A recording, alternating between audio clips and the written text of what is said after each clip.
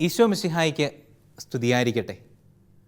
സമർപ്പിത ജീവിതത്തിലൂടെ എങ്ങനെ പ്രേക്ഷിത പ്രവർത്തനം നടത്താമെന്നാണ് നമ്മൾ കഴിഞ്ഞ ആഴ്ച കണ്ടത്. ജോൺ പോൾ രണ്ടാമൻ മാർപ്പാപ്പ സമർപ്പിത ജീവിതമെന്ന അപ്പസ്തോലിക പ്രബോധന രേഖയിൽ ഇപ്രകാരം പറയുന്നുണ്ട്: ബ്രഹ്മചാരിയും ദരിദ്രനും മരണം വരെ അനുസരണമുള്ളവനുമായിരുന്ന ഈശോയ്ക്ക് സ്വജീവിതത്തിലൂടെ സമർപ്പിതർ സാക്ഷ്യം വഹിക്കണം. സമർപ്പിത ജീവിതത്തിൻ്റെ സാരാംശം എന്താണെന്ന് കഴിഞ്ഞ ചാപ്റ്ററിൽ നമ്മൾ കണ്ടു. എന്താണ്? സുവിശേഷത്തിലെ ഈശോയെ അനുകരിക്കുക. അതുതന്നെയാണ് ഇവിടെ ജോൺ പോൾ പാപ്പായും പറയുന്നത്. ബ്രഹ്മചാരിയും ദരിദ്രനും മരണം വരെ അനുസരണമുള്ളവനുമായ, ഇത് മൂന്നും നമ്മൾ കഴിഞ്ഞ ചാപ്റ്ററിൽ കണ്ടായിരുന്നു. എന്തായിരുന്നു? സന്യാസ ജീവിതത്തിൻ്റെ വ്രതങ്ങളാണ്. അപ്പം ബ്രഹ്മചാരിയും ദരിദ്രനും മരണം വരെ അനുസരണമുള്ളവനുമായിരുന്ന ഈശോയ്ക്ക് സ്വജീവിതത്തിലൂടെ സാക്ഷ്യം നൽകാനായിട്ടാണ് ഓരോ സമർപ്പിതരും വിളിക്കപ്പെട്ടിരിക്കുന്നത്. ഇനി നമ്മൾ കാണാനായിട്ട് പോകുന്നത് എപ്രകാരമാണ്, അല്ലെങ്കിൽ ഏതെല്ലാം മേഖലകളിലാണ് ഇത്തരത്തിൽ സന്യാസ ജീവിതം നയിക്കുന്നവർക്ക് അല്ലെങ്കിൽ സമർപ്പിത ജീവിതം നയിക്കുന്നവർക്ക് സാക്ഷ്യം വഹിക്കാൻ സാധിക്കുന്നത് എന്നുള്ളതാണ്. അതിനു മുൻപ് സമർപ്പിതരുടെ പ്രേക്ഷിത ദൗത്യം എന്താണെന്നും കൂടി നമുക്കൊന്ന് തിരിച്ചറിയാം.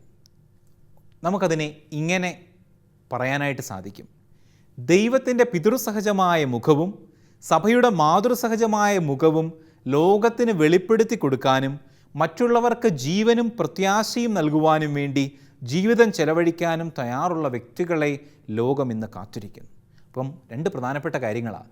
ഒന്ന്, ദൈവത്തിൻ്റെ പിതൃസഹജമായ മുഖവും, രണ്ടാമത്തേത് സഭയുടെ മാതൃസഹജമായ മുഖവും ലോകത്തിന് വെളിപ്പെടുത്തി കൊടുക്കാനും മറ്റുള്ളവരുടെ ജീവനും അവർക്ക് പ്രത്യാശയും ഏകാനും തക്കവിധമുള്ള ആളുകളെ ലോകം ഇന്ന് വളരെയധികം പ്രതീക്ഷിക്കുന്നുണ്ട്. സമർപ്പിത ജീവിതം നയിക്കുന്നവർ വിളിക്കപ്പെട്ടിരിക്കുന്നതും അല്ലെങ്കിൽ അവരുടെ പ്രേക്ഷിത ദൗത്യമെന്ന് പറയുന്നതും തീർച്ചയായിട്ടും ഇതുതന്നെയാണ്.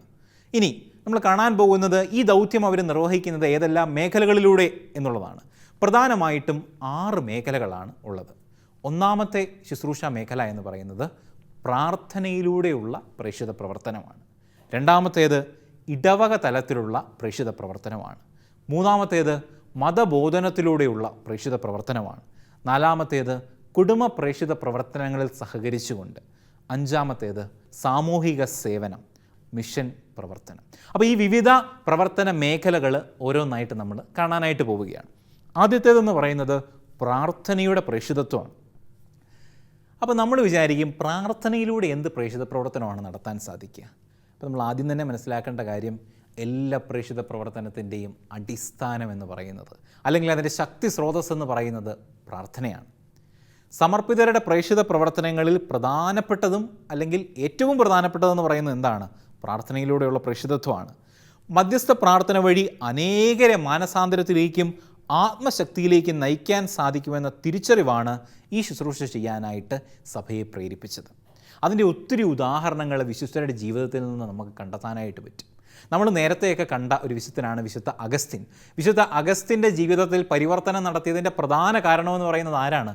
അഗസ്റ്റിൻ്റെ അമ്മയാണ്. അഗസ്റ്റിൻ്റെ അമ്മയുടെ നിരന്തരമായ പ്രാർത്ഥനയാണ് ആ വ്യക്തിയുടെ ജീവിതത്തിൽ പരിവർത്തനം വരുത്തിയത്. അതുപോലെ തന്നെയുള്ള മറ്റൊരു വിശുദ്ധയാണ് വിശുദ്ധ കൊച്ചു ത്രേസ്യ.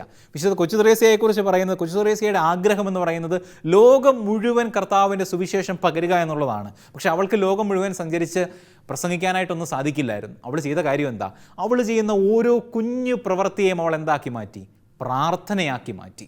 അങ്ങനെ പ്രാർത്ഥനയിലൂടെ ഓരോ കുഞ്ഞു പ്രവൃത്തിയും പ്രാർത്ഥനയാക്കി മാറ്റിക്കൊണ്ട് വിശുദ്ധ കൊച്ചു ത്രേസ്യ എന്തായി മാറി? അഖില ലോക മിഷൻ മധ്യസ്ഥയായിട്ട് 1927 ഉയർത്തപ്പെട്ടു. എന്ന് പറഞ്ഞാൽ ജീവിതത്തിലെ നിസ്സാര കാര്യങ്ങൾ പോലും നമുക്ക് എന്താക്കി മാറ്റാനായിട്ട് പറ്റും? പ്രാർത്ഥനയാക്കി മാറ്റാൻ പറ്റും, പ്രേക്ഷിത പ്രവർത്തനമാക്കി മാറ്റാൻ പറ്റും. അതുപോലുള്ള മറ്റൊരു വിശുദ്ധയാണ് വിശുദ്ധ എവുപ്രാസ്യാമ്മ. വിശുദ്ധ എവുപ്രാസ്യാമ്മയെ പ്രാർത്ഥിക്കുന്ന അമ്മ എന്നാണ് വിളിക്കുന്നത്. കാരണം അവൾ അവളുടെ ജീവിതത്തിൻ്റെ മുഴുവൻ സമയവും പ്രാർത്ഥനയ്ക്ക് വേണ്ടിയാണ് മാറ്റിവെച്ചിരിക്കുന്നത്. സക്രാരിയുടെ മുൻപിലിരുന്നു കൊണ്ട് നിരന്തരം പ്രാർത്ഥനയിലായിരിക്കുന്നു. അപ്പം പ്രാർത്ഥിച്ചുകൊണ്ട് മാത്രം വിശുദ്ധരായ ആളുകളുണ്ട്. അപ്പം തീർച്ചയായിട്ടും പ്രാർത്ഥനയ്ക്ക് എന്തിൻ്റെ സാധ്യതയുണ്ട്? വലിയ പരിവർത്തനത്തിൻ്റെ സാധ്യത ഉണ്ട്. അതിൻ്റെ ഏറ്റവും നല്ല മാതൃക ഈശോ തന്നെയാണ്. നമുക്കറിയാം, ഈശോ ഈ ലോകത്തിൽ നിന്ന് പോകുന്നതിന് മുൻപ്, അല്ലെങ്കിൽ തന്നിലൂടെ പൂർത്തിയാകേണ്ട ബലിയെക്കുറിച്ചുള്ള പൂർണ്ണമായ ബോധ്യത്തിൽ നിൽക്കുന്ന അവസരത്തിൽ ഈശോ എന്ത് ചെയ്യുന്നുണ്ട്? ഈശോ ശിഷ്യന്മാർക്ക് വേണ്ടി പ്രാർത്ഥിക്കുന്നുണ്ട്. അതുപോലെ തന്നെ ആദിമസഭയെ എടുത്തു നോക്കുകയാണെങ്കിലും ആദിമസഭയുടെ മുഴുവൻ ശക്തി സ്രോതസ്സും എന്തായിരുന്നു? അവർ ഒരുമിച്ച് സ്ലീഹന്മാരുടെ പ്രാർത്ഥന, കൂട്ടായ്മ, അപ്പമുറിക്കൽ എന്നിവയിൽ പങ്കുചേർന്നു എന്നാണ് പറയുന്നത്. അപ്പോൾ പ്രാർത്ഥനയിലൂടെ ശക്തി ആർജിച്ച ഒരു സമൂഹമാണ് എന്ത്? ക്രൈസ്തവ സമൂഹം എന്ന് പറയുന്നത്. അതുകൊണ്ട് പ്രാർത്ഥന എന്നുള്ളത് സമർപ്പിതരെ സംബന്ധിച്ചും സമർപ്പിതരുടെ ജീവിതത്തിലെ വലിയൊരു പ്രേക്ഷിത പ്രവർത്തനമാണ്. കാരണം നമുക്കറിയാം, മറ്റു പല ആളുകളും എടുത്തു നോക്കുമ്പോൾ അവർ ലോകത്തിൻ്റെ പല കാര്യങ്ങളിൽ വ്യാപൃതരായിരിക്കുമ്പോൾ നമുക്ക് എല്ലാവർക്കും പ്രാർത്ഥിക്കാനായിട്ട് തീർച്ചയായിട്ടും സമയം കണ്ടെത്താൻ സാധിക്കും. പക്ഷേ എന്നിരുന്നാൽ പോലും അവർക്കൊക്കെ വേണ്ടി പ്രാർത്ഥിക്കാനായിട്ടുള്ള വലിയൊരു സാധ്യതയും കടമയുമൊക്കെ തീർച്ചയായിട്ടും സമർപ്പിതർക്കുണ്ട്. അത് അവരുടെ വലിയൊരു ശുശ്രൂഷ മേഖലയാണ്. ലോകത്തിൻ്റെ തന്നെ മാനസാന്തരത്തിനായിട്ട് തീർച്ചയായിട്ടും സമർപ്പിതർക്ക് പ്രാർത്ഥനയിലൂടെ പ്രേക്ഷിത പ്രവർത്തനം നടത്താനായിട്ട് സാധിക്കും. ഇനി രണ്ടാമത്തെ പ്രേക്ഷിത പ്രവർത്തനത്തിൻ്റെ രണ്ടാമത്തെ തലമെന്ന് പറയുന്നതാണ് ഇടവക പ്രേക്ഷിതത്വം. നമുക്കറിയാം, നമ്മുടെ എല്ലാം ഇടവക സമൂഹങ്ങളോട് ചേർന്ന് എന്തുണ്ട്? സന്യാസിനി സമൂഹങ്ങളുണ്ട്. തീർച്ചയായിട്ടും ഒരു വ്യക്തിബന്ധം കൂടി സിസ്റ്റേഴ്സും ഒക്കെ ആയിട്ട് നമുക്കുണ്ട്. എൻ്റെ ഒരു ഓർമ്മയിൽ ഞാൻ പ്രത്യേകമായിട്ട് ഓർക്കുന്നത്, നമ്മുടെ എല്ലാവരുടെയും ജീവിതത്തിൽ നമ്മൾ തീർച്ചയായിട്ടും ഓർക്കാൻ സാധ്യതയുള്ള ഒരു വ്യക്തിത്വമാണ് എന്ത്? നമ്മളെ ആദ്യ കുർബാന സ്വീകരണത്തിനായിട്ട് ഒരുക്കിയ ആ ഒരു സിസ്റ്റർ.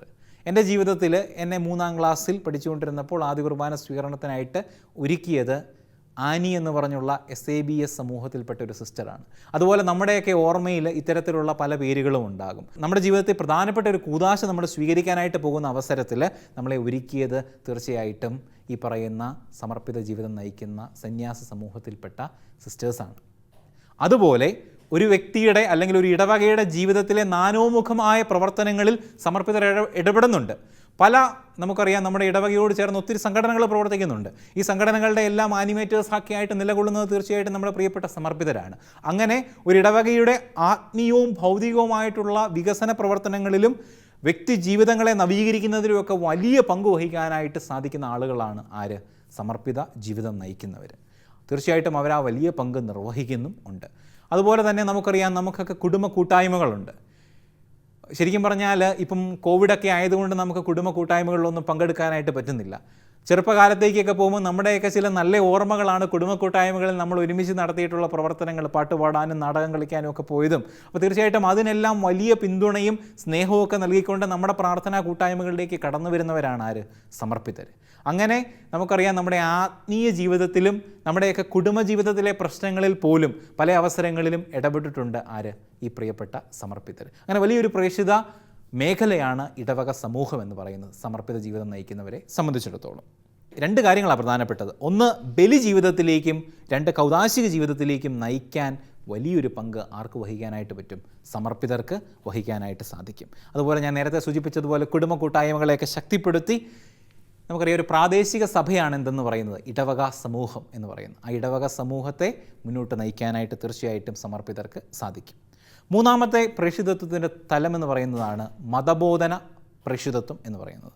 വിശ്വാസ പരിശീലനത്തെക്കുറിച്ചുള്ള സഭയുടെ കാഴ്ചപ്പാട് ഇതാണ്: തിരുസഭയുടെ ഗാഢമായ സ്നേഹവും വിശ്വസ്തതയും യുവഹൃദയങ്ങളിൽ അങ്കുരിപ്പിക്കുക വഴി ദൈവരാജ്യത്തിൻ്റെ വളർച്ചയ്ക്ക് വേണ്ടി ആത്മാർപ്പണം ചെയ്യാൻ സന്നദ്ധമായ തീക്ഷ്ണതയുള്ള വിശ്വാസികളെ വാർത്തെടുക്കാൻ സമർപ്പിതർക്ക് സാധിക്കും. തീർച്ചയായിട്ടും വലിയൊരു മേഖലയാണ് എന്ത്? മതബോധനം അല്ലെങ്കിൽ വിശ്വാസ പരിശീലനം. നമ്മളെയൊക്കെ പ്രത്യേകിച്ച് നമ്മുടെ കുഞ്ഞുങ്ങളായിരിക്കുന്ന അവസരങ്ങളിൽ, കുട്ടികളായിരിക്കുന്ന അവസരങ്ങളിലെ നമ്മുടെ ബേസിക് ഫോർമേഷൻ, ആദ്യമായിട്ട് തീർച്ചയായിട്ടും വിശ്വാസത്തിൻ്റെ പിള്ളത്തൊട്ടിൽ എന്ന് പറയുന്നത് തീർച്ചയായിട്ടും കുടുംബങ്ങളാണ്. കുടുംബങ്ങളിൽ നിന്ന് കിട്ടുന്ന വിശ്വാസത്തെ കത്തിജ്വലിപ്പിക്കുന്നത് നമുക്ക് ആദ്യമായിട്ട് നമ്മുടെ 1ാം ക്ലാസ്സിലും 2ാം ക്ലാസ്സിലും ഒക്കെ നമ്മളെ വേദപാഠം പഠിപ്പിച്ച, സാധാരണഗതിയിൽ കൂടുതലും ഈ ക്ലാസ്സുകളിലൊക്കെ വേദപാഠം പഠിപ്പിക്കുന്ന ഇത്തരത്തിലുള്ള സമർപ്പിതരാണ്. അവരുടെ തീർച്ചയായിട്ടും വലിയ പിന്തുണയും വിശ്വാസവും ഒക്കെയാണ് പിന്നീടുള്ള നമ്മുടെ ജീവിതത്തെ ക്രമപ്പെടുത്താൻ നമുക്ക് ഏറെ സഹായകമായിട്ടുള്ളത്.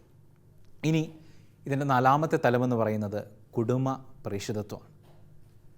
സഭയെ സംബന്ധിച്ചിടത്തോളം സഭയുടെ നിലനിൽപ്പ് കുടുംബങ്ങളുടെ നിലനിൽപ്പിൽ ആശ്രയിച്ചാണ് നിലകൊള്ളുക. ക്രൈസ്തവ ജീവിതത്തിൻ്റെ പ്രഥമ വിദ്യാലയവും ഉന്നത മാനവികതയുടെ പാഠശാലയുമാണ് കുടുംബം. ഏറ്റവും വലിയ യൂണിവേഴ്സിറ്റി ഏതാണെന്ന് ചോദിച്ചാൽ അത് കുടുംബമാണ്. അത് നമ്മുടെ വിശ്വാസ ജീവിതത്തിലും അങ്ങനെ തന്നെയാണ്.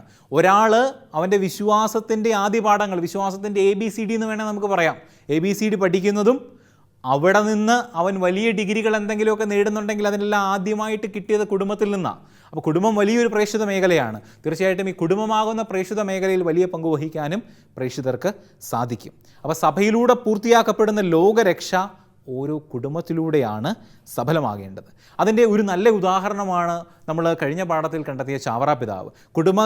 കുടുംബത്തിൻ്റെ പ്രാധാന്യം മനസ്സിലാക്കി ചാവറ പിതാവ് എഴുതിയൊരു പുസ്തകമുണ്ട്, ഒരു നല്ല അപ്പൻ്റെ ചാവരുള്ള്. എങ്ങനെയാണ് ഒരു നല്ല ക്രൈസ്തവ കുടുംബം രൂപീകരിക്കപ്പെടേണ്ടതെന്നുള്ള വ്യക്തമായ കാഴ്ചപ്പാട് ചാവറ പിതാവിനുണ്ടായിരുന്നു. അപ്പം നമ്മൾ മാന്നാനത്ത് അദ്ദേഹം ഒരു പ്രസ് സ്ഥാപിക്കുമ്പോഴും അതിലൂടെയെല്ലാം കുടുംബ പ്രേക്ഷിതത്വം എന്നുള്ളത് തീർച്ചയായിട്ടും ചാവറ പിതാവിൻ്റെ വലിയൊരു പ്രേക്ഷിത മേഖലയായിരുന്നു. കുടുംബങ്ങളിലൂടെ മാത്രമേ സഭയ്ക്ക് വളരാനായിട്ട് സാധിക്കുകയുള്ളൂ.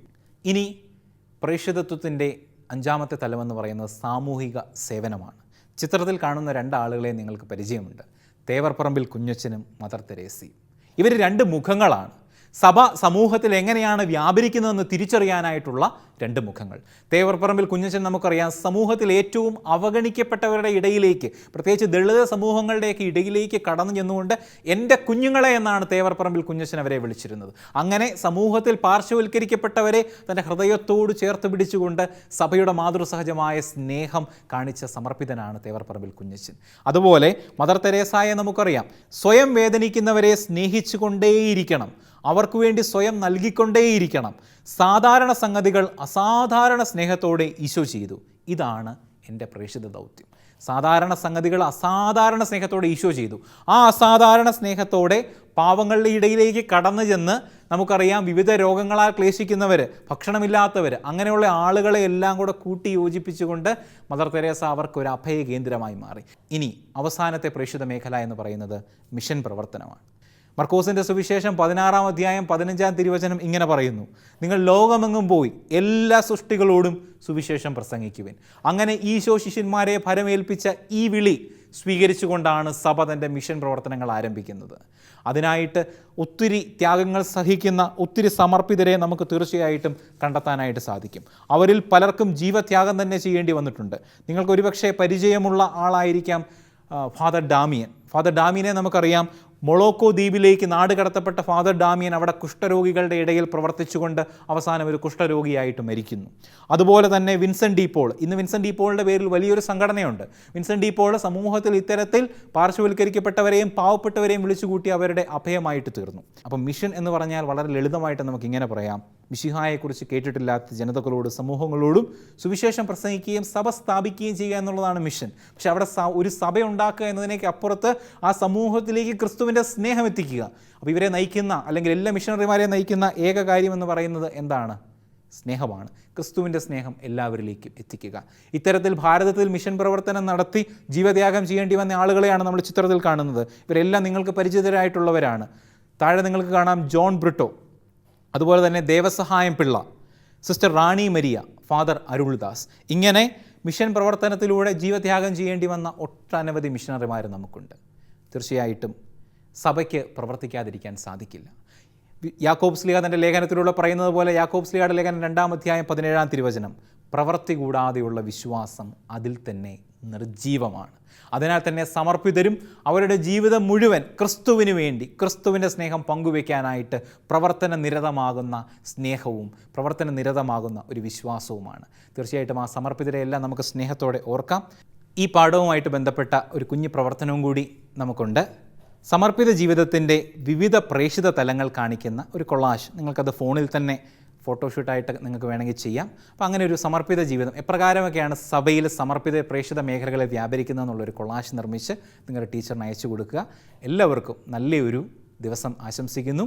ഈശോ മിശിഹായ്ക്ക് സ്തുതിയായിരിക്കട്ടെ.